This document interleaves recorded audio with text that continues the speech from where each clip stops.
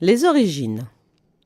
Le lieu-dit de Bois-Colombes est né à la fin du XIXe siècle avec la création de la ligne de chemin de fer Paris-Argenteuil et l'ouverture d'une gare du côté de la rue des Bourguignons.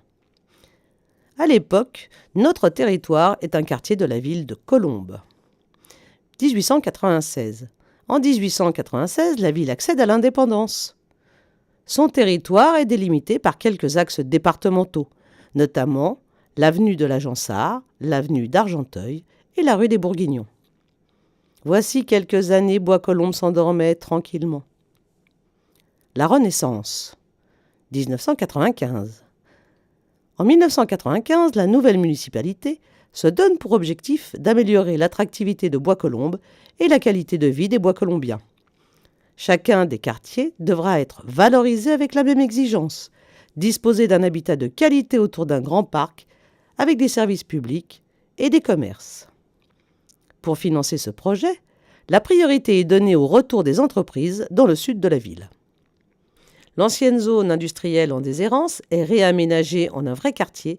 Une première entreprise s'implante, bientôt suivie par d'autres. Une fois la valorisation du sud bien engagée, la ville entame la valorisation de son quartier nord sur le même modèle que le sud, c'est-à-dire une place, un parc agrandi, un marché, un habitat de qualité, un nouveau collège, des services publics et culturels de qualité. Parallèlement, la revitalisation du centre-ville est engagée. Le marché est rénové, un parking souterrain est créé, la salle Jean Renoir est totalement modernisée et la rue des Bourguignons réaménagée, tandis que des espaces piétonniers sont créés aux abords de l'église et le long de la voie ferrée. La ville de demain. L'aménagement du quartier sud s'achève.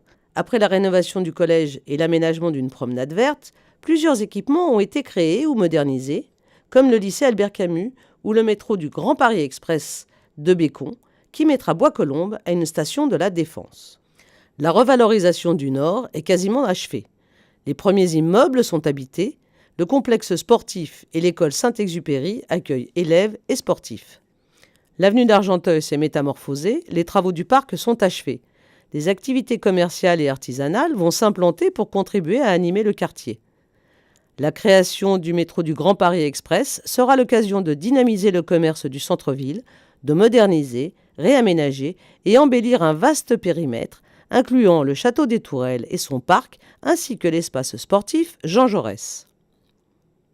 Bois-Colombes, c'est 3 quartiers, c'est aussi 7 écoles, 6 crèches, 7 accueils de loisirs, 4 maisons de retraite, un accueil de jour, 2 salles de spectacle, une médiathèque, 3 marchés, 3 parcs, 2 pôles sportifs et un centre aquatique.